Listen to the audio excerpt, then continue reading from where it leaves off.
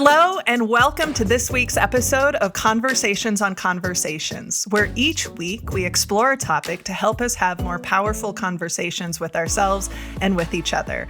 I'm your host, Sarah Noll Wilson, and joining me today are two very special guests. Just a little context of what we'll be exploring today. So first, it has been our dream to start to have multiple people in the space with us in conversation. So I'm so excited to be able to experiment today with our two guests. But more importantly, this topic came up quickly. And what we're going to be exploring today is how can we bring humanity into the workplace, specifically when we're having to navigate layoffs and firing. So I'll give context of where we're at after I introduce both of our amazing guests. We've been having such a great pre-conversation that I'm eager to get into it. But so first, joining us is Dr. Melanie Peacock. She has a PhD and MBA, an FCPHR. She's SHRM-SCP certified and has over 30 years experience as a human resource professional. She's an associate professor at Mount Royal University and is also the past president of the Faculty Association. Welcome, Melanie. Thank you, Sarah. What else would you like people to know about you before we jump into introducing our second guest? I'd love people to know that I'm extremely passionate about human resource management. And as you've said, putting the humanity into the work we do, it's profound, it's impactful. I'd also like people to know that I'm just so grateful to be here to learn from my fellow conversationalists and from you. And the whole concept of conversations on conversations is so powerful to me. I'll share with our listeners in a vulnerable and transparent way. I'm still learning and exploring the power of conversations and learning myself about how to use that communication tool effectively and to be open and to be authentic. And it's a journey. Yeah. Yeah. And every moment and every relationship is different. I think that's the thing that I've learned on this journey of like connection and conversations. So welcome, Melanie. And now I want to take a moment to introduce my new friend and someone that I'm so excited to introduce you to, Maxine Woods-McMillan. She is an employment attorney, and a little bit about her background, and she's a crisis response and prevention strategist in race and gender. She started her career in HR and realized that there was a place where the HR work stopped and the employment law took over. And so she took a break from her HR background, her career, so she went back to law school, got her law degree, and now she has a real passion for, helping the workplace work better. We were having a conversation before we were coming on about just the impact work has, and we'll get to that. But I have to just like a quick shout out for people who are listening. At 6:37 a.m. this morning, I put out a call on Twitter and said, hey, we're having all of these conversations and dialogue around the layoffs that are happening at Twitter as well as other organizations and seeing them done poorly. And I'm just so grateful that Maxine reached out, was like, hey, we haven't met yet, but I'd love to be a part of it and have this conversation. And so I'm so glad that you said yes. Maxine, what else would be helpful for us to know about you? I think, no. To know me is to know that I am, unfortunately, depending on the context, all in or all out. And when I say that, I mean, when I am all in, like I am about workplace and ensuring that we co-create workplaces that don't replicate our homes, because homes are not always a safe space, but we're intentional about the culture. I'm really not a proponent of, this is all a big family. That is not a comfort statement for everyone. But intentional about creating workplaces that reflect the culture that we say that we want, and thinking about that in advance. So, just not kind of reacting to what happens, but really being intentional about culture. So you talked about my HR background. Employee relations really is my thing. And also, I also have a background in mediation, because I think if we don't prepare for conflict, if we don't prepare to handle conflict, we prepare to have bad conflict. There's such a thing as good conflict. You bet. But if you don't prepare for it, you're going to have bad conflict. And bad conflict usually buries the initial issue and creates an entirely different issue. Like, how do you terminate someone's employment? So I'm really passionate about those areas, and it comes across in my consulting and when I'm advising and counseling employers and executives on how they work in their workplace, how they are planning for separation. And I try to use that term more so. I'm really also very intentional about language around the workplace relationships. So, for example, we might get into this, but I never use the term terminating someone. We're not terminating someone. Your personhood is separate from your employment. We're terminating their employment relationship, maybe. We're separating from the employment relationship, but you're not terminating a person, right? So that's me, all in, all out, and workplace is big. I know, I love that. And, and it's interesting, because similarly, we try to be really thoughtful about language in our world because, right, our words create our reality. And I appreciate the language of separating because even as I've been thinking about this and even as I have conversations, I've struggled with all the language we use.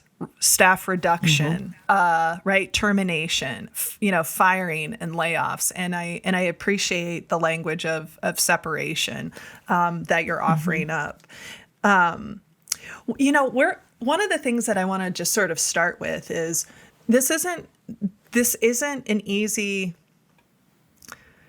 never an easy situation for a company to go through, for the leaders who are having to make the decision, for the team members who may be experiencing it. I can vividly remember the first time I ever had to separate from a team member, and it was horrible. It was horrible because it wasn't some obvious, egregious, illegal. It was just, we had coached for so long. There was quality that had to happen. And so there just became a point where there was we weren't a fit for them, and and they weren't a fit for the work that needed to be done. And it was so difficult. And one of the things that I've been reflecting on that I'm curious just to get both of your perspectives on is, in times of having to make difficult moments like this, there may be things that we can't do to make it totally better or perfect, right? Like losing your job is hard. Having to have these conversations is tough, but there's definitely things we can do to make it not worse. And so I'm curious just to, when we talk about this idea of kind of bringing humanity back, I'd love to hear from both of you. What does that mean to you, right? To have humanity in the workplace sort of generically, and then what does that look like when we talk about these moments of having to do layoffs or separation from team members? Melanie, it looked like you were ready to jump in, so I'll turn it over to you first. Thanks, Sarah. There's a lot to unpack, and you've really acknowledged some key points. I'm going to start by saying I'm really pleased that you've acknowledged the difficulty around separating someone's employment, separating them from their employment. And I'd like to highlight that it should never be easy. That's the first point. I remember, and I've taken part in numerous employee separations, numerous. And I remember once coming into the office in the morning and my boss looking at me, and he and I both knew that day I would be meeting with a handful of employees and informing them that they were no longer be working for the company. And he looked at me and said, "Did you sleep well last night?" And I said, "No, actually I didn't." And he said, "Good." He said, "Because you never should. This should never be something that's easy for you. As soon as you are looking at it as so process oriented and you don't understand that you're dealing with people and their employment, which is much more than just a paycheck. It's part of their identity. It's part of their purpose. It's part of how they fit into society and other relationships." So first point, it should never be easy. Check. How do we make it easier, though, recognizing that it shouldn't be something that is an easy process and that's very rote or procedural? One, I think we need to start with finding support amongst ourselves and for ourselves. And by that, I specifically mean those that are actually involved in the termination processes. We spend a lot of time, as we should, and we will, I hope, in this conversation, talk about how to deal effectively and humanely with those whose employment is being terminated. But I always encourage people to step back. We need to think about those that are involved in delivering the news, whether it be the managers, the supervisors, the leaders, and often with the help of human resource professionals. Those people need to have check-in. They need to have coaching and counseling. They need to be able to support one another. They need to be able to share ideas. They also need to be able to step back from it, remove themselves from it, and say, okay, I did my job, but I'm hurting. Acknowledge that and be able to talk to other people in a safe place. Last but not least, we also need to acknowledge the people that remain. And we talk about survivor syndrome in human resource management. We often don't spend enough time acknowledging, speaking with, thinking about the employees that are left behind. They're often traumatized by watching their colleagues disappear. I have worked with so many organizations and consulted with clients who will say, oh, we're not going to say anything. What do you mean? People are not going to notice that 10 people are not here tomorrow? Like, there has to be a strategic thought behind and a humane approach into, again, while respecting confidentiality, and I understand all of that and privacy and the logistics, but to just ignore it and to not deal with those that are remaining or left behind is to an organization's cultural detriment and just to the detriment of treating people humanely. Yeah. I mean, my experience has been that when there's lack of information, doubt creeps in. And what I lovingly say is doubt doesn't like to party alone. It brings in distrust with them, at the same time, like when we're missing information, when we're not clarifying. And, and I appreciate you bringing up that idea of like, how do we support ourselves? And those are some things we can explore more explicitly, because we've seen some examples just in the recent past, because these conversations are now happening on Zoom and people are recording them and now we're seeing them. And sometimes there's a difference. We've seen situations where leaders take ownership, and then we've seen conversations where leaders have made it about them and their pain instead of focusing on. And so that idea of having that safe space to say, I'm a human who also needs to process this. The person I need to process with how difficult it is not the person that I'm letting go. Like, that's not the conversation to do it. Maxine, I'm curious to hear your thoughts, either, what's coming up for you as Melanie is talking, or going back to the initial conversation of what does humanity in these moments look like? So everything Melanie said, absolute cosign on those ideas. To extrapolate a little bit further, and also to kind of play off what I talked about earlier about language, I think it's really important in having these conversations that we're intentional about the language that we use. And one of the things I would always say when I was back in HR, and I tell people now in advising them, is there are very rare situations where a separation should be a shock. Now, we're not always rational, in the emotive moment of the separation, right? But you should be able to refer back to, once you've calmed down, however long that takes you, you should be able to, the employee, the person who's being separated from the organization, they should be able to refer back to previous conversations. If you are not preparing for the possibility of separation, you are preparing for separation, even if you haven't had the conversation. So, there's this concept that people are talking about now about quiet quitting, right? Where people are still sitting in your organization, and there hasn't been a separation conversation. They're still on the payroll, but for all intents and purposes, they have checked out. They are no longer there. They are not your advocate or the advocate of your organization. And to some degree, they're actually working against the organization. That's the kind of thing that happens when we act like separation is the boogeyman, and we just know it's uncomfortable, so we never talk about it. So I'm not saying that we should be walking around saying, you can get fired tomorrow, right? No, that's creepy. That is creepy. And that creates an environment where, no one really feels comfortable to be their best self and to do the vulnerable work of giving their best to the organization, because this might be the day I get fired. That's not what I mean. What I mean is, For example, if you're separating from an employee, you need to be able to refer back to somewhere in your values, somewhere in your mission statement, something about your organization that employee has done or is doing that does not connect with that.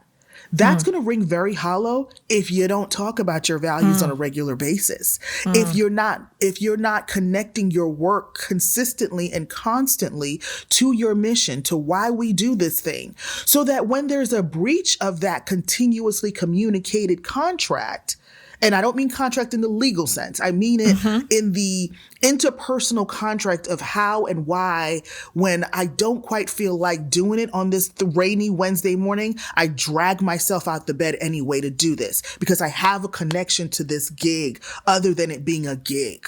Right? If you're not constantly communicating that, living that, exploring that, connecting that, if you're not making those connectors, then when you try to pull that out, and blow the dust off of it and say, hey, you didn't connect with our mission statement. I'm already thinking in the back of my head, oh, wait, my kid was supposed to get braces and I was going to go on vacation in 2.5 months. And now I got to figure this out and figure that out. And how am I going to pay for childcare? And I'm already thinking all of that. On top of it, you have the audacity to insult me with some mission statement that you dragged out that was like maybe in the lobby somewhere or in my onboarding paperwork with the 957 other pages that I signed that I haven't heard for the last entirety of my tenure here. You have now prepared yourself to foster resentment. And then it looks like, putting on my lawyer hat here, it looks like there is another reason, right? So, I recognize that everyone's not in the same state in the U.S. or in the same country, but generally, you can terminate someone's employment. You can separate employment for any reason if you're in an at-will state in the U.S. That is not discriminatory. But if you give a reason that sounds, purely BS, excuse my French, if it sounds purely BS, you're creating an environment where you're making me think, okay, there's got to be something else because that's not logical. And so what I tell people all the time is to constantly and consistently communicate why we're here, what we're doing, what the expectations are, aside from the HR performance metrics and all of that. But generally, those should be connected to the mission and vision so that when there's no longer that connection, then it's you liberating that person to go somewhere where they are connected to a mission and vision. Yeah. There's a couple of things that you mentioned, Maxine, that I want to highlight and for us to explore further. That one of the things that I know I've observed during my time in HR, now working with so many HR professionals, is the avoidance of not having the conversations, the avoidance of not. And one of the things that I've learned is that the comfort we gain in the short term almost never outweighs the damage in the long term. And I think as, leaders, we see this, or managers, that it's, or they think they're being direct, they think they're being clear enough. And that's something too that I've paid attention to, is sometimes we confuse discomfort with clarity. Right? I'm uncomfortable, therefore I had the tough conversation as the manager, when in fact I probably wasn't clear at all. So that was something that was coming up for me. And I'm curious to hear from both of you. Like, you were talking about how do we just embrace that probably more likely than not on both ends of the spectrum, this relationship is going to be temporary. I mean, you didn't say it exactly like that, but that's what was coming up for me of like, that's part of this, we aren't in the world of you stay at a company your entire life. Like, my dad, that was the world I grew up in, right? Like he was a union truck driver and and so I think that's a really interesting perspective of not from a fear base, like you were saying. It's not about being afraid, like, at any moment, but to recognize liberation. And one of the things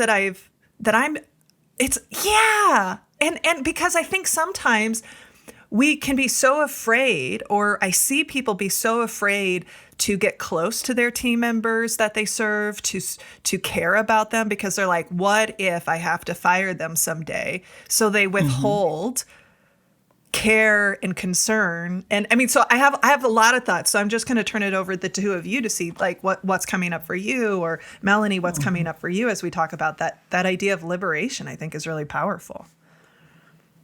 Yeah, I'm going to answer Sarah in a very weird slant, but Maxine, thank you so much. That's a powerful word, liberation. And when you address those questions, I think of an article I read recently that said, until we admit and fully face our own mortality, in other words, we understand that one day we will pass away, it is only then that we can truly live. So think about taking that philosophy and applying it to work. Nothing's permanent, right? It's not permanent. But can you imagine approaching every work situation, every day, every project, every interaction by thinking, oh no, I don't want to give my all because I might not be part of this going forward. Oh no, I don't want to connect with Maxine and share a meal with you. And by the way, Maxine, yes, I do. Yeah. Because I have another saying, which is, we are truly not friends until we share a meal together. So I think a beverage in there too. Yeah, and a beverage in there too, my friend. I can see this in our future. But can you imagine? It's fear-based. Yeah. And that's what leads to quiet quitting, is fear, right? Once we acknowledge and face our fears and then say, okay, a little bit of, pardon the expression, let's find some ways to move through it. Let's get over it. Let's get beyond it. Then we truly live. Then we truly give in our organizations. And we can't always begin with the end in mind, because when it comes to a career, when it comes to an employment relationship, we don't know the end. We don't know what the end will be. It could be something that's imposed upon us by the organization itself. It could be something imposed upon us by the higher power. Something happens in our lives that means we have to end our employment relationship. It could be a choice. Imagine that. We could ultimately choose to, and we don't know that that's going to happen yet. So there's so much possibility. Acknowledge it, understand its temporary nature. As Maxine has said, that's liberating, because then we can truly be in the moment. We've kind of gone on a tangent here, I think. I wasn't expecting us to talk about like larger life questions of, mortality, but we're humans. That's part of the humanity of like thinking about the workplace and in thinking about this idea of like a mission together or this like relationship. When you are on the receiving end, it's hard and it's tough, even if it's temporary, right? So we certainly don't want to minimize that lived experience, especially when it's like my stability. I'm the breadwinner. I'm right. Like I'm pregnant and I just got let go. And so like there is that. And, and going back to the whole kind of like start of this is like, there's so much suffering already in that moment. How do we, to the words you both have been using, be more intentional about it? How do we be more thoughtful about it? How do we be more supportive with it so that it doesn't feel like such a whiplash? I want to, let me pause. And Maxine, I'm curious to hear what like you've been chewing on. And then I want to share with you both. Somebody sent me a direct message while we were on, and I want to share their experience and hear from both of you, your reaction. Okay, so I want to say two things. One, I want to acknowledge the privilege that I'm standing in when I talk about, how liberating this can be. It does not feel very liberating when your job is your connection to sustenance and it barely was doing that, right? Right.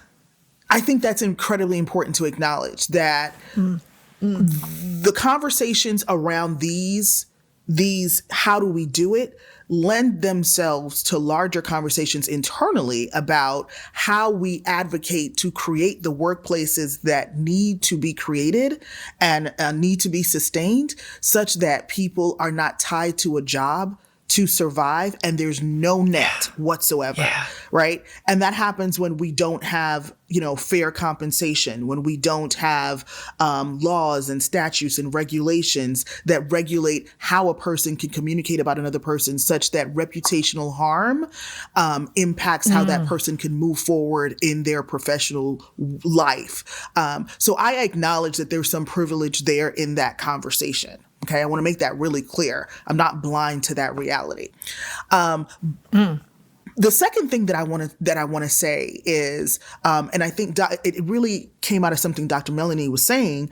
I think it's important to recognize that there has been a shift when we talk about the lack of permanence in our employment relationship. That with the choices we are able to make, that lack of permanence, can be really liberating.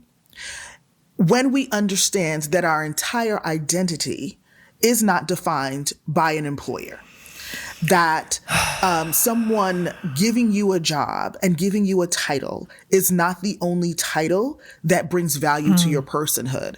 And so it's incumbent upon us as humans to define ourselves in the entirety of our personhood such that our validation is not external and solely acquired by the workplace. And then we have to create environments and societal norms that perpetuate that and celebrate that, so that, Bravo. I know. We're at the Church of Maxine right now, and I'm like, just keep going. Like, it's sign me so up, important. take my money. But think about it. Think about how important it would be if, I just saw, I'll talk about Maxine. There are people, not you lovely people, but I have been the person that's talking to you right now, I would say for about the last decade or so. I haven't been an attorney that long, but there are people who go out of their way to talk to me now because I have the title attorney, but 7-8 years ago, literally would disregard what I was saying, which is no different than what I'm saying now. Because at the time, I had SPHR behind my name. You know what I mean? And SPHR did not have the same societal, sheen on it, shall we say, as ESQ. And so we have to be really intentional about defining ourselves and how we respect people and how our personhood is not fully put into the place that we work at. There's a difference between the place you work and the work that you do, right? I am always, no matter where I work, I am always going to be connected to workplace equity over workplace equality, race and gender not being definers of opportunity, but definers of contribution. Those are things that are important to me. And I had to do that work to define what's important to Maxine's work, so that it wasn't always connected to where Maxine works, so that if that relationship shifts, it doesn't shift the totality of the foundation and predicate of my personhood. I love everything that you're saying. And these are some conversations that I've been engaging with having with some, friends and colleagues, and have been reflecting on. Nick and I, we talk about this of, part of it, and speaking from an American culture perspective, just yesterday, there's so much to unpack in what you've put forward. I was talking with my colleague Stephanie Chin, and, we were talking about, it didn't always used to be that we were defined by work. That wasn't a forever thing. That's a relatively new thing, kind of since the boomer generation, if you will. And that was a perspective she brought, and we were reflecting on, go down, part of that is how work has shifted though too, right? Manufacturing and agriculture and all of that was, very different. And now we're getting into, now I'm like, I just want us to talk about what's the world future of work need to look at because, part of the challenge I see is, part of the reason it becomes so much of our identity is because we spend so much of our life at it, right? Exactly. Most of our life is spent at that. And I think that that's the bigger question of, should it? I know I don't want it to be, and I would love to see a world where that's not the case. And so, I have lots of opinions about how do we decentralize work from our lives? It's one piece of it. And, and I really love that. That was a journey for me too, of realizing that I'm not this role. The impact I want to make in the world is with me always, regardless of where I'm at. And because that loss of, when I think of the Twitter layoff, when you work for an iconic company and you're working for a culture that feels great and you love it, it's easy for that to become even more. I mean, they're tweeps, right? Like they lovingly refer to themselves as like tweeps, and it becomes this identity, which then makes the loss even greater when that separation happens. And so I love that, like, how do we create some reframing a little bit? Like, it's great to, and I'm literally thinking out loud and chewing. So I'm meandering a bit in my thought, but there was a lot that was coming up for me. Melanie, I can see Dr. Sarah, Melanie. I need to jump in because you're not meandering. You're hitting some critical points. So a bazillion years ago, okay, not a bazillion. I've told you 100,000 times not to exaggerate. Many years ago, when I had to separate from a key relationship in my life, I read a phenomenal book and I read other articles about the subject matter called decoupling. Mm-hmm. And what we're talking about is uncoupling or decoupling.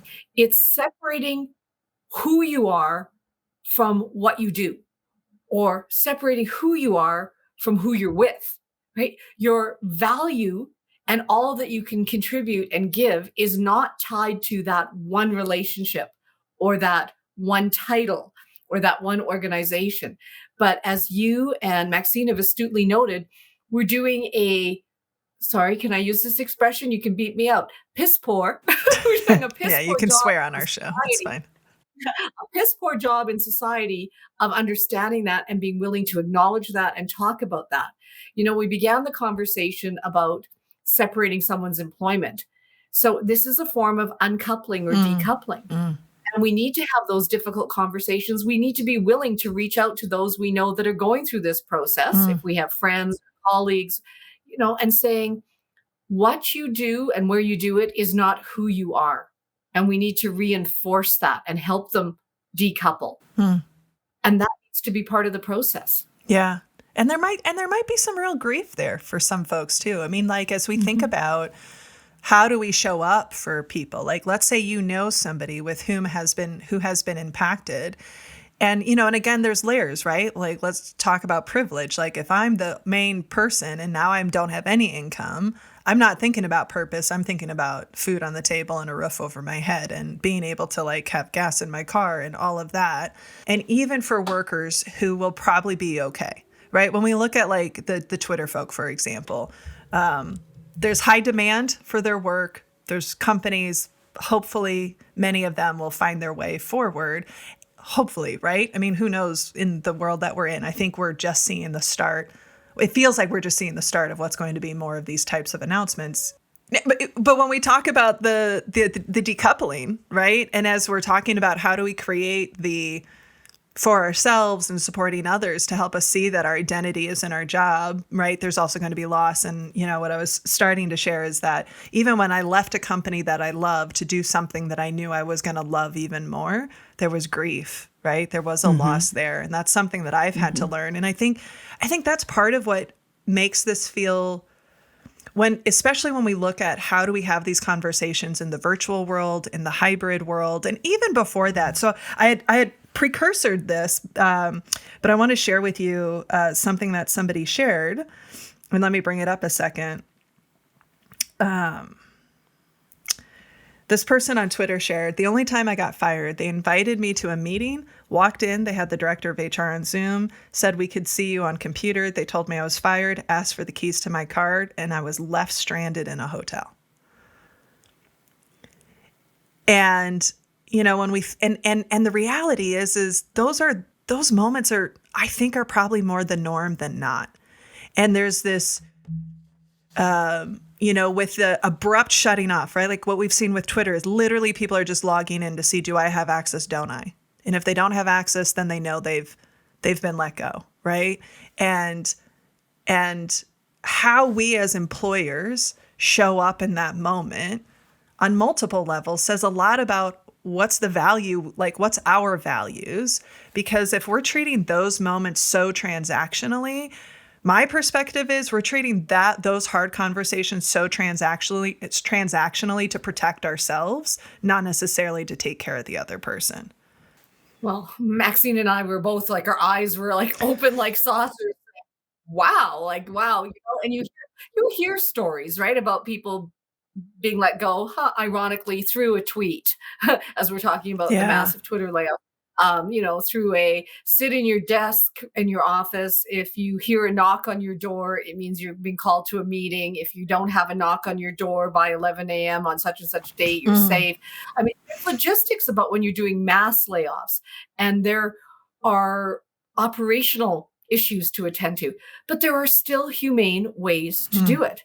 And who are we protecting, Sarah? You've raised a good point. Are we protecting the people that have to deliver the message and because of their discomfort? And the issue becomes then, what does that say about the company? Yeah. And we can talk a lot about employment brand. We can talk about consumer brand. It's short-sighted thinking, short-term gain. Oh, I feel good in the moment because I'm doing this in a way that I don't feel discomfort. But what does that mean for people that will not work for me in the future? What does that mean for the people that remain? How are they really working for me? Right. Or are they just showing up and like thinking, this is really, I'm just sticking around for the paycheck? We've killed their lack of purpose and connection and anything else. Why would people want to buy from our company?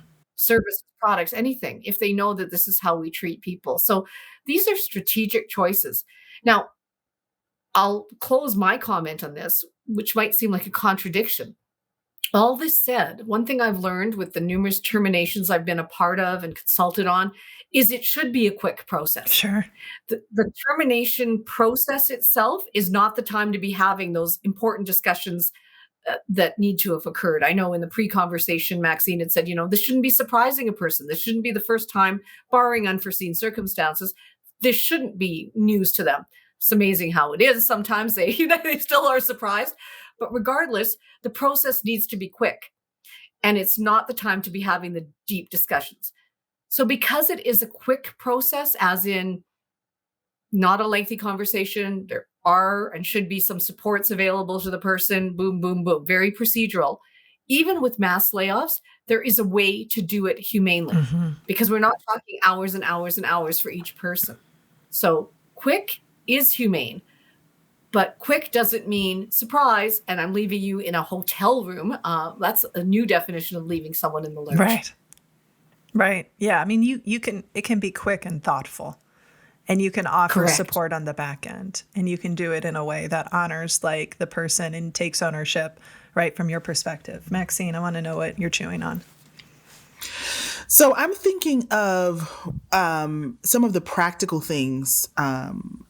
There was a time when I was an HR consultant and I worked specifically with small business owners in the market where they were interacting with family relationships, because we understand that when there's a family dynamic incorporated in the workplace relationship, there's some things shift a little bit there.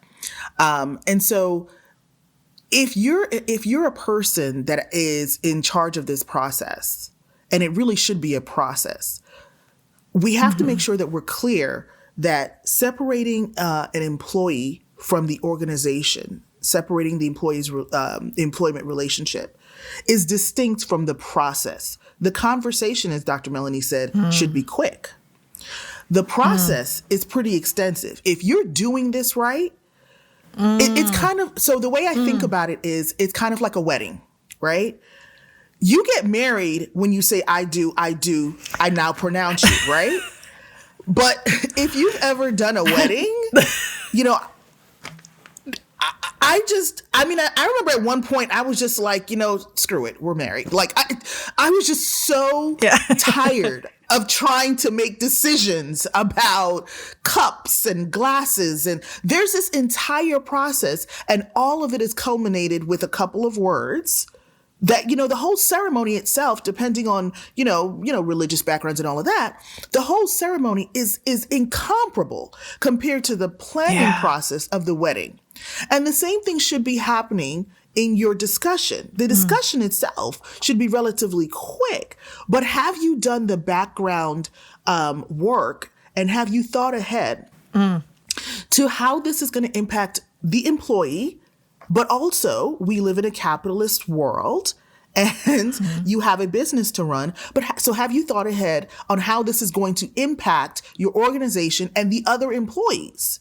So you've had the termination conversation. Now is not the time to figure out what this employee was working on, right? And who you're going to reassign them to, and who has what passwords, and who has what keys. Like, all of that should be done way in advance, so that when you're having this conversation, you have answers both for that employee and also for the people who are left, who now have to deal with the emotional, the survivor's guilt, if they have any, or hopefully not, or the relief that this person is gone, but also how they are going to make new normative procedures for how they handle the work. Right? Even if someone else is coming into that space, you're going to have to, figure out think through all of your logistics beforehand. So way back in another life, I used to also be a realtor. And when people were decorating and stuff, I am not anybody's interior designer by any stretch of the imagination. But when they'd be talking about guest rooms, I would say the way to know how to have a really great guest room is to live in the guest room yourself for a weekend. Literally pack your bags and go stay in your own guest room for a weekend. Because there are certain things that you see, that you feel when you are in the space yourself. So when I was trained, when I would come in as an HR consultant, or when I was in that space myself, and I knew people had to have HR, had to be HR and have those conversations when they were separating people from employment, it's a little traumatizing, but I would make them go through it themselves. I would do it. And so one of the first things we did was we stopped having these daggone conversations at 4:00 in the afternoon. Because if you're having this conversation at 4:00 on the Friday, it's relief for you. You put it off all week. You no longer have to have the conversation. Right. But now that person has no time to call and find out what their insurance options are and what they're going to change to. And, so now they have the whole weekend to just sit there and stew with all the what ifs and how can and how do I and blah, blah, blah. Those are the kind of things that until you've lived it yourself, you don't really think through the rationale of, okay, wait a minute. If I do this now and I'm saying, here's your final check, here are all the things that they're going to have to change. Those are the kind of things that happen when you go through it yourself. So I would make them walk through that process themselves. We changed things, different things as a consultant. I've seen people change after I've kind of walked in the door and made some suggestions. The time of day you have it, what day you have it, what's happening immediately after. You cannot make people fake the reality. It's kind of like grandma dying and then you're like, okay, well, let's go on a family vacation. Well, even if it was planned, guess what? We're going to reschedule some stuff because grandma died. Okay.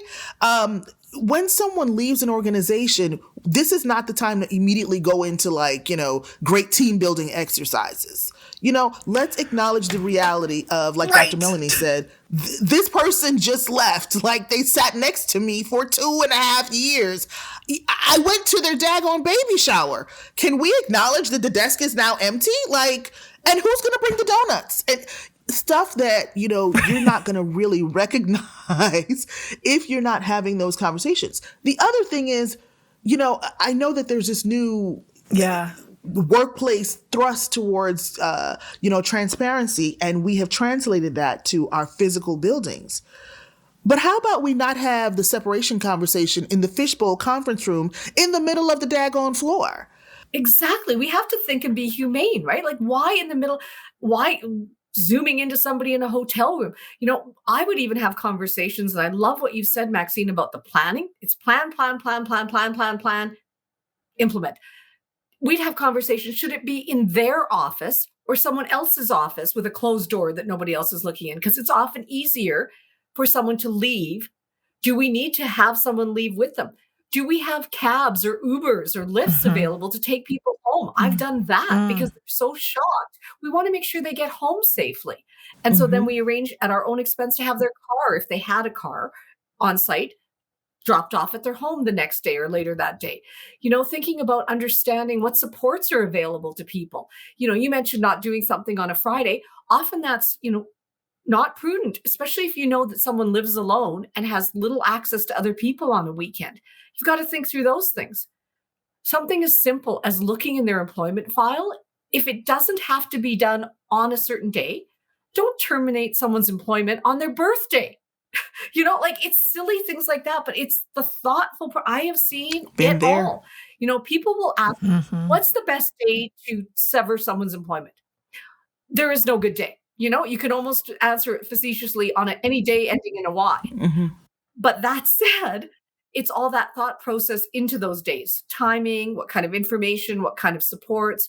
I've been involved in termination meetings where we understood and knew someone had health conditions. Yeah.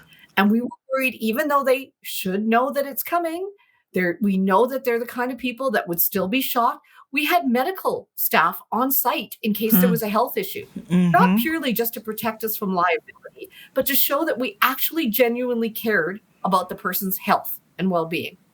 So there are some strategic thoughts behind it. It really is a process. And I love, Maxine, your analogy to a wedding. Yeah, it's plan. And it's even the planning after the fact too. What are we doing to make sure that the hall gets cleaned up after the wedding, that after the bride and groom have left, the guests are still there, and what are they, it's boom, boom, boom. It's all that thought. It's very logistical, but that's what actually makes it more humane. And planning for all different groups. I mean, so people who are listening to this, right? Like, you're right. I think sometimes it's like we just stop at that conversation and we aren't thinking about either the reality for that person past the conversation. We're not thinking about the reality. I mean, as you just like so beautifully illustrated, we're not thinking about the people who are left behind post that conversation. We might not even be thinking about us post that conversation. And yeah, that analogy of the wedding was like, yeah, that is such an apt analogy. Here's a fun, quick story. One of my first companies I worked at, that I was at for like eight some years, on my very last day, they had me fire someone because they thought it would be easier. So literally my last day of employment, I had to work with someone else who had never been in that conversation to do it. And like you talk about like, and again, not making it about me, but like that would have been a nice consideration of maybe on Sarah's like exit from the organization. This isn't like the way that she ends it. The question, I'm always looking for like, what are the nuggets or what are the questions or what are the practices that are coming out? And the thing that I feel like is in like bright, bold lights for me, hearing both of you talk, is am I doing this for them or am I doing this for me? And I think that is a question we have to be willing to honestly answer. And sometimes it's hard. It made me think of a time I was doing a session and a leader afterwards had asked the question, how, they were like, Sarah, how can we have, let's say we're making a decision that has a negative impact to team members. How can we deliver it in a way that they won't have an emotional reaction? I thought the question was very specific. So I was curious, what was the specifics behind it? And so I got curious and I was like, so what, give me an example. What are we talking about? You clearly have a specific situation you're going through or went through. And they said, for example, if we have to do salary reductions. And I go, okay. And I was a little like snarky, but like lovingly snarky. I said, I want to make sure I'm clear. You are going to be announcing to the team, even though it's like necessary, that you are impacting their livelihood and their financial stability, and you want them to not have a reaction. Did I hear that correctly? And then my question was, is that for you or is that for them? And I think that oftentimes we're thinking of it in terms of we're doing things to make it easier for us, right? Instead of doing it more meaningful for the other person. I think that's really interesting because remember what I was saying earlier about connecting to your mission and vision and why someone's doing a job. So before you've already kind of fixed the meal and then you're serving it and then you're wondering, and I want everyone to love it, right? I think the bigger question is, how have you connected this decision that you've made to reduce salaries to what they're doing and why they're doing it? So if you're coming to me, no matter what you say, I'm not going to like the peas, right? Like I know I have to eat my peas and my broccoli. I know it's responsible. But, telling me that I have to just enjoy this as the most, wonderful culinary experience of my life is unrealistic. However, when you have explained to me why I need this, especially when you get to a certain age and you start having conversations about things that need to happen with your body. Okay, you explained to me why I need to have it and kind of how this connects to why I'm sitting here chewing on this tree. Well, same thing with this. You've made a salary reduction discussion. And what I'm hearing is you're uncomfortable because you're afraid of emotions. Well, let's really be honest. You're afraid of anger. And the reason someone would be angry, because it's not all emotions. We don't have an issue with people being happy, joyful, complimentary.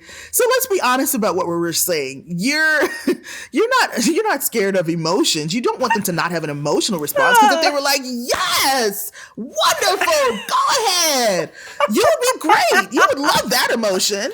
So the problem is not emotion. The problem is Yay! right. I have less money to worry about. It's going to increase my ability to diversify, the lower end food that I can get. Yeah, you would be fine with that. I'm going to, every time I quote you, I'm sending you a royalty check. Sorry to interrupt, but I'm going to quote you now in talking about that, and I'm going to send you a little royalty check every time I reference that in a session. Sorry, continue. It's on the record. You're my witness, Dr. Melanie. But listen, we got to be really honest about what we're saying when we say we have a problem with emotions, right? We don't have a problem with emotions. We have a problem with emotions we deem to be negative and uncomplimentary to who we perceive ourselves to be. You have a problem with anger. And you have a problem with anger because somewhere in your subconscious, somewhere in the back of your mind, you know that they have a right to be righteously angry because you do not have a prepared position for why them making less money is necessary for your organization to do what it needs to do. Right? So what you're asking for is, what's the script I can use to what's the script I can use to say, you guys have to make less money so that we can do these other things that we deem more important than your labor and our capitalistic commodification of what you bring to this organization? Because let's be honest with yourself, you can't be honest with others. Right. And, and I'm laughing a little bit too, because, the other thing that I was thinking is, or like disappointment, when some of us, I feel like my culture was like, you want to be liked. Your number one thing is to be liked. And so to disappoint somebody was like the worst thing ever, right? But what I was reflecting on is there are companies who've done it well. So a couple of quick examples that are coming off the top of my head. Stripe had some layoffs here recently, and the co-CEOs wrote a very everything is going to get picked apart in these moments, right? But a very thoughtful, here's why. Here's where we take ownership that we didn't anticipate this, right? Like they took ownership and they clearly identified. And then to your point on anticipating, they started addressing that in the email. We know there's questions about what does this mean for our strategy going forward? Here's the things we're already thinking about. Here's what we're already, and it was such a beautiful, and we're always looking for resources. So we might just tag that in the show notes so people can see it. Cause I think that is it's a good example we all have hundreds of examples of it going poorly, but to your point about really explaining and connecting to the why and the mission, because there are multiple companies that, and I can't think of the names off the top of my head, where, hey, here's where we're at. And the employees, the team members came together and said, here's what we're going to do to figure it out. They helped solve the problem, right? People who could give up more, gave up more. People who couldn't give up as much, didn't give up as much. And there are ways that we can explore some of and it's not always, we may not always be able to avoid, having to separate from staff because of the nature of the what we're experiencing. But going back, sorry, I want to make this real quick point. You talked about how important it is to be intentional about the process leading up to it, right?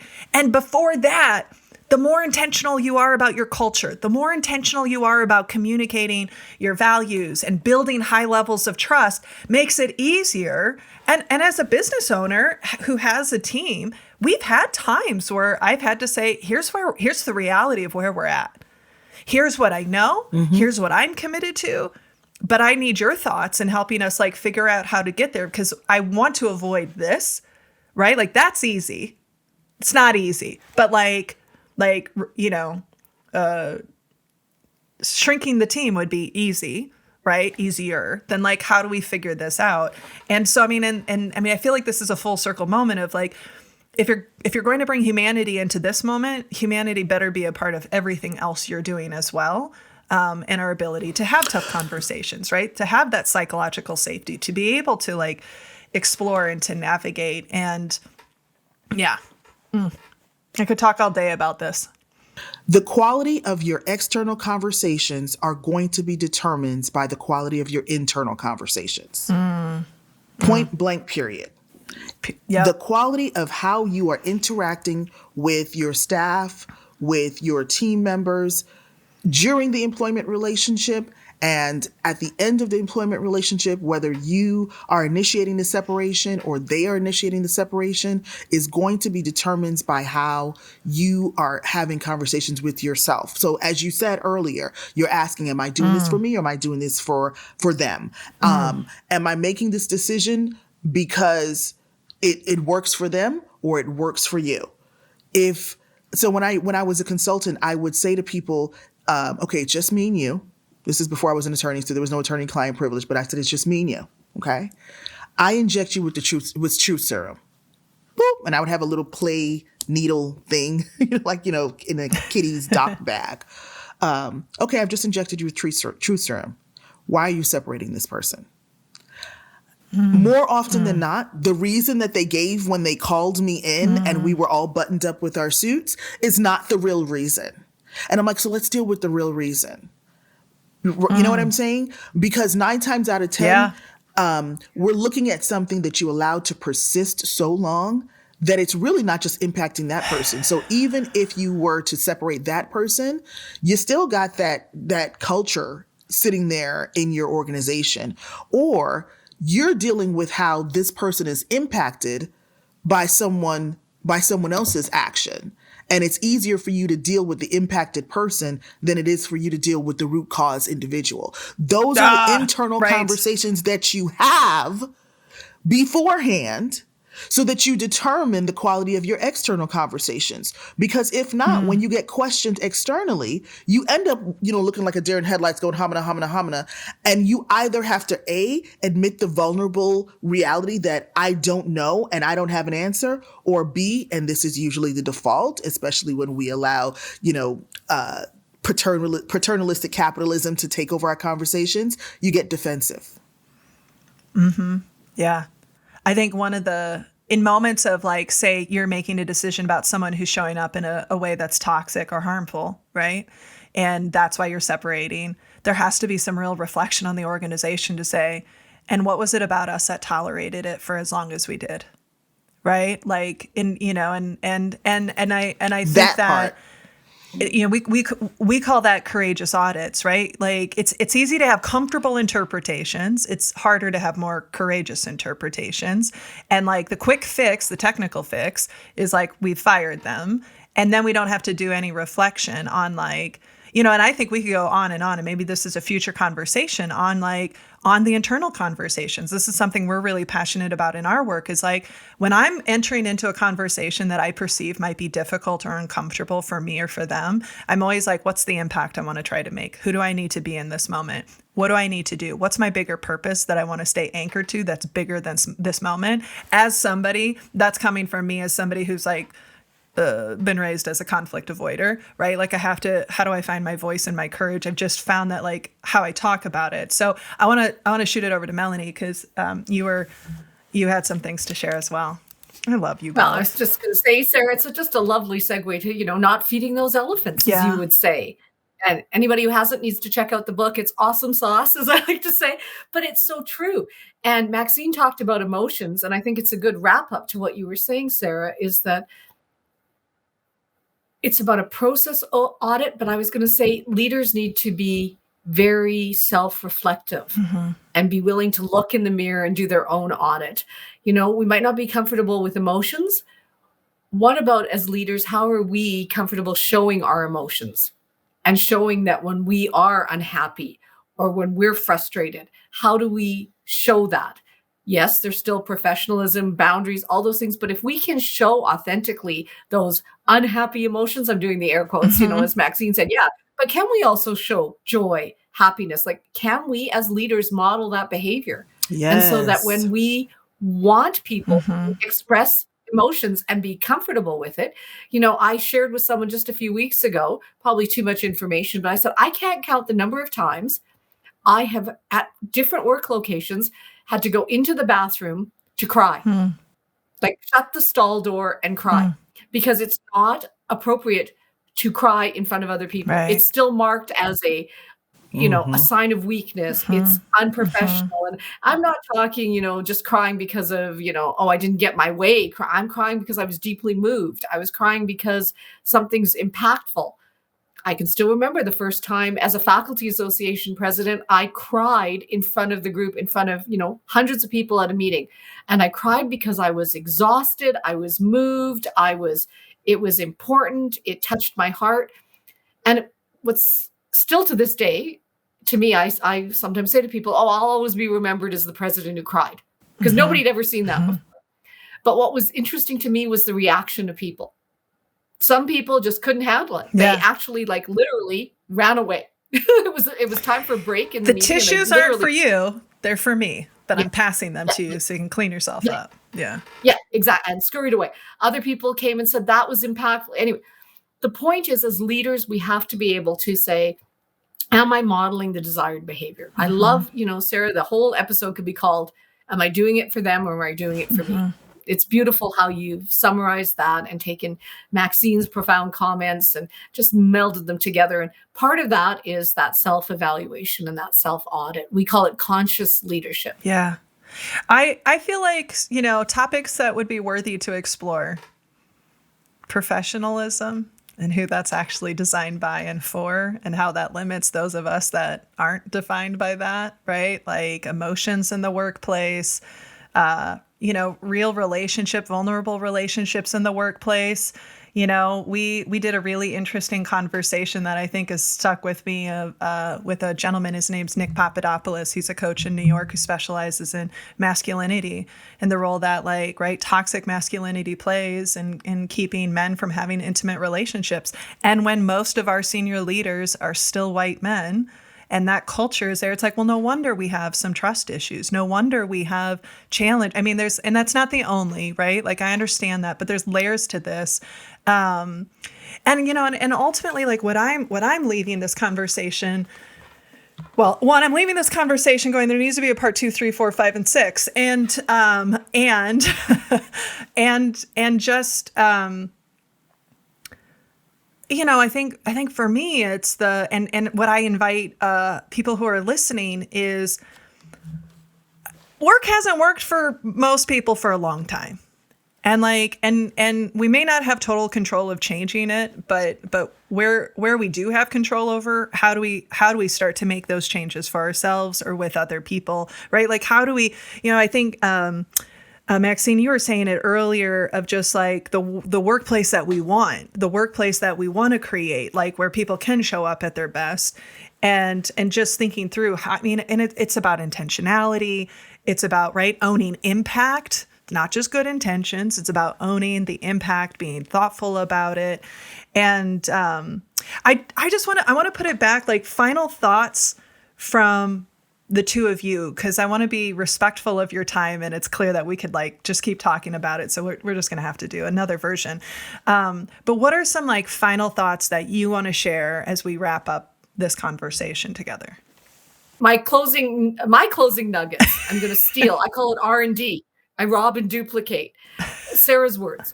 Who are you doing it for? Are you doing it for them, or are you doing it for you? 1. 2, any type of termination of employment is a process, not an event. We really emphasize that.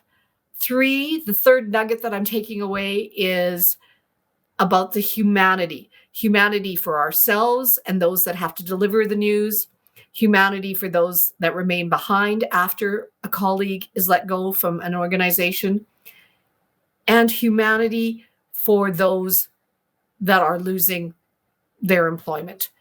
and the privilege that differentiates the repercussions of that, to acknowledge that, to be aware of it, and to continue the conversations, because there is no simple answer.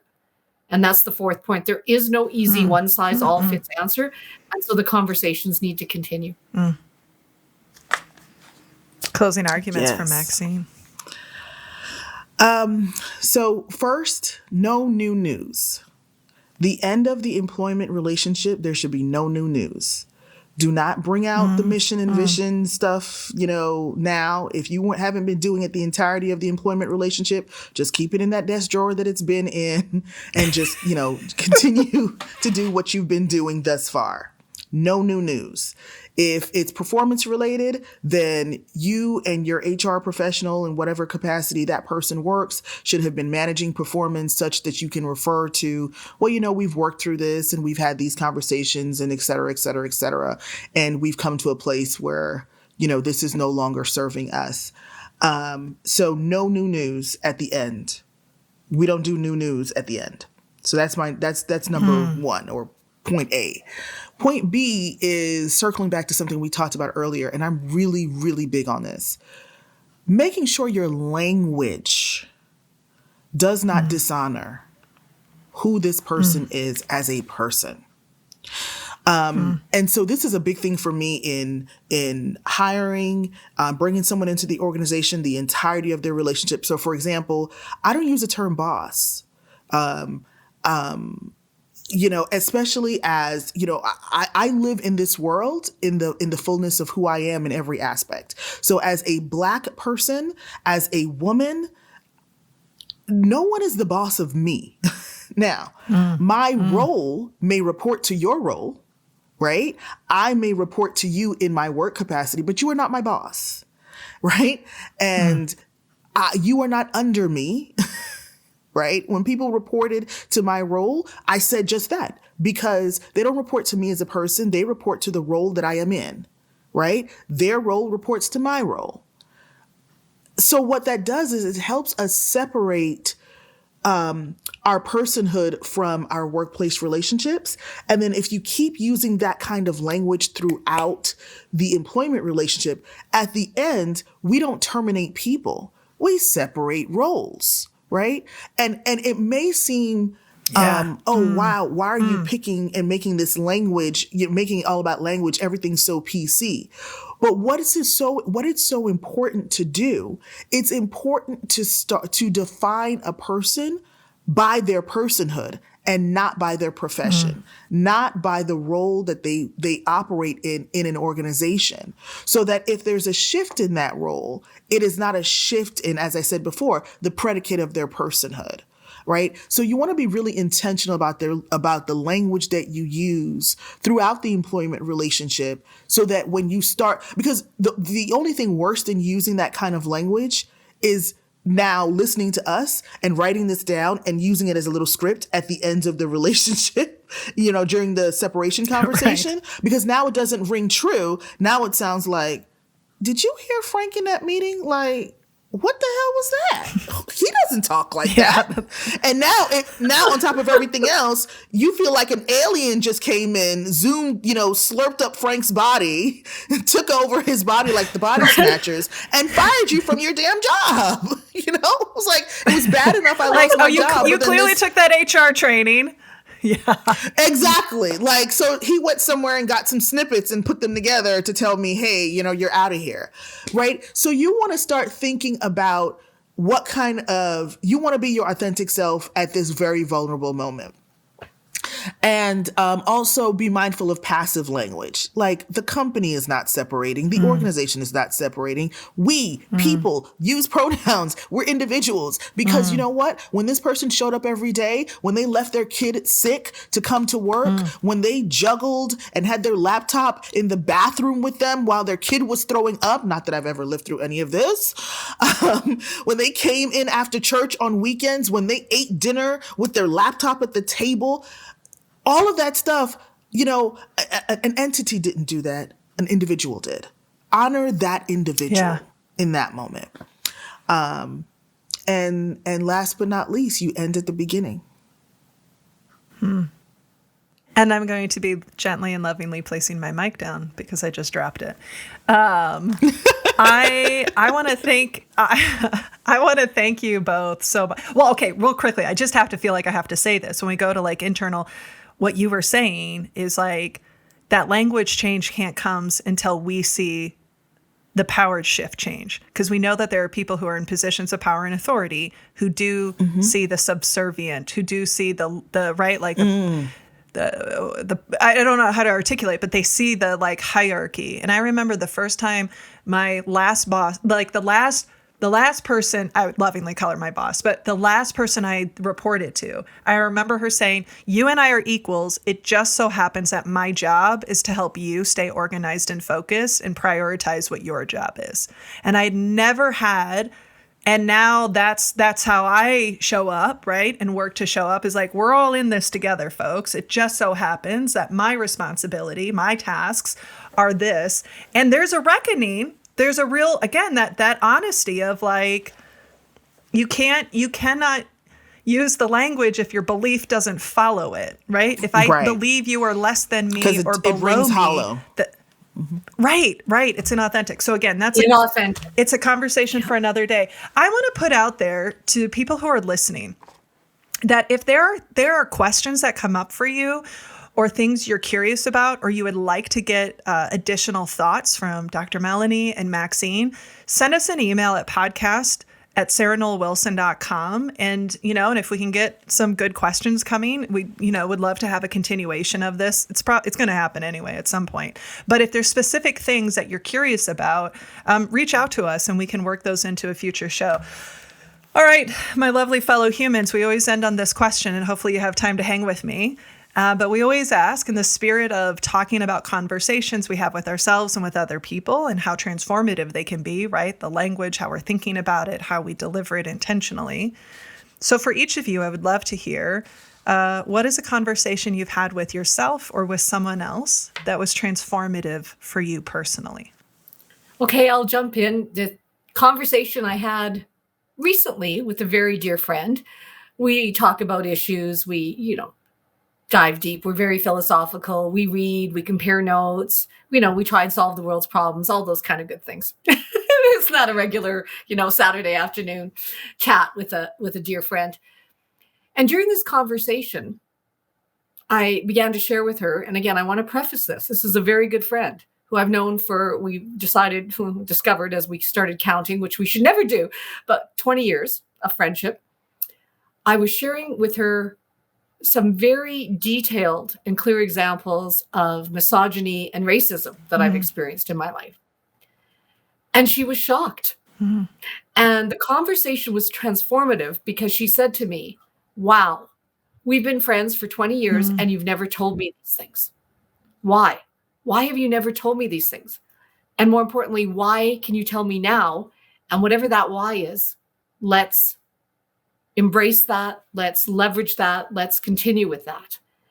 And the transformation for me was, after I've been on a planet for so many years, how that's changed my view, how our world and our amazing HR community has helped me embrace my authenticity, my vulnerability, my willingness to address these issues, which I have, and I'm sharing vulnerably now, stuffed down for many, many years. And the journey is only going to continue. So everybody look out, because there's probably going to be, there is going to be some more sharing now that I've opened the floodgates, thanks to, again, realizing there's some privilege around that. But a big part of that privilege is the community of listeners, the people that are listening right now, the people like you, Sarah and Maxine, who are there to support and rise other people up. The rising tide lifts all boats. It's because of people like you. So that conversation was extremely transformative for me, and as is this, and will continue the evolution as I continue to be a learning being on this planet and this journey. Thank you, Dr. Melanie Peacock. Maxine. So, I would say to anyone that law school is its own bundle of laughs at any point in your life. Law school, after a certain age, when you have family and husbands and full-time job and all of that stuff at the same time. And then you decide, not only am I going to go to law school, I'm going to go to an accelerated degree program. So I'm going to go to law school and cram it all into less time. Some would say was, some have called it admirable. In retrospect, I call it stupid, but use your descriptors as you choose. But I remember having a meltdown, just a emotional vomit, all the feelings, all the frustrations, some of it, really speared by just sheer exhaustion and tired and physical maladies that really probably were a manifestation of emotional issues that were not being addressed or resolved. And the person that I was speaking to, again, thank God for women, that really listened for quite a while. And she said, I'm going to send you something. And she sent me some really great insights, right? And I called her back when I got the text and I said, girl, yes, thank you. This is brilliant. And she was like, yes, it is. And I was like, yes, ma'am, talk your stuff. That's good stuff. And she was like, yeah, the person who told it to me is really brilliant. And I was like, at that moment, I looked down again at the phone because I had it on speaker and I was like, who told these to you? And she said, the person who would say to me, speak about yourself the way you speak about others. And I was like, damn, I remember that. I said that. And so, so that was a really impactful conversation for me. And I put it up on my mirror. And the question I put on my mirror was, would you say that to your best girlfriend? Because I have a lot of conversations with myself physically in the mirror.